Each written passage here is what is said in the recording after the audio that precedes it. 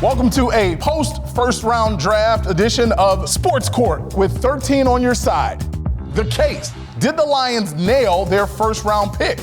Testimony. Of course they did. It's rare that you can ever say that, but when the board falls the way it did and the Lions have the best offensive lineman staring them in the face at number 7, you gotta pull the trigger. That's what they did. Penei Sewell was the best offensive lineman in the draft. At 19 years old, he won the Outland Trophy as the best offensive lineman in college football. He played over 1,300 snaps at Oregon and gave up 1 sack.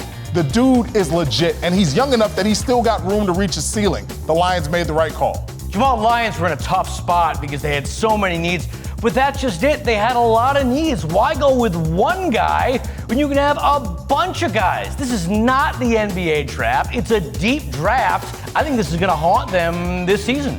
Cross-exam. Mike, you make a valid point, but I've got to ask you this specific question. A lot of fans wanted the Lions to get a lot of guys, but you can't dance without a dance partner. So if there was no one to trade down with so they could acquire more picks, what are the Lions supposed to do? Well, there were apparently offers from a bunch of teams down the stretch to trade that pick.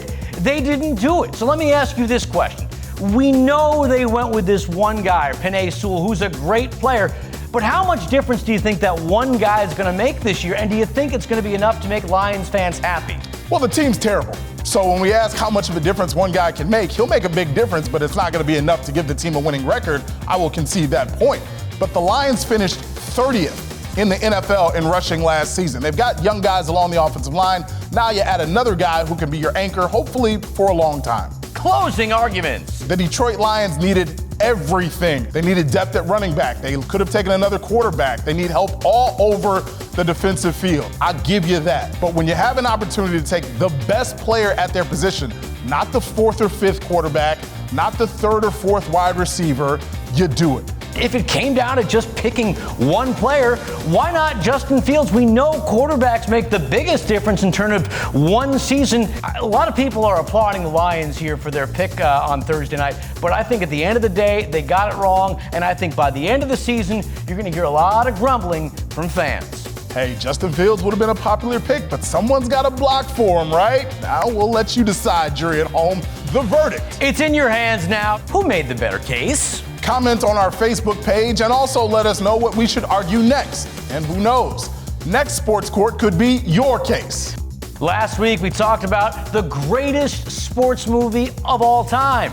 Brian, surprisingly, agreed with Mike, saying, I think the true story aspect of a lot of these kind of pushes them above the made-up ones.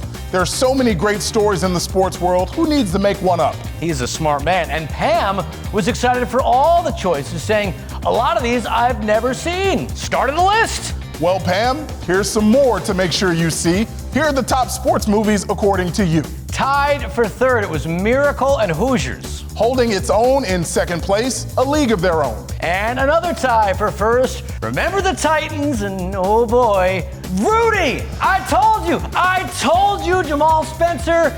And I believe Rocky was tied for 4th with Brian Song, but I was right. That's the top story. I'll give you Remember the Titans. That's a great film, but I'm not budging on Rudy. That's it for today. Hope to hear from you next week in Sports Court.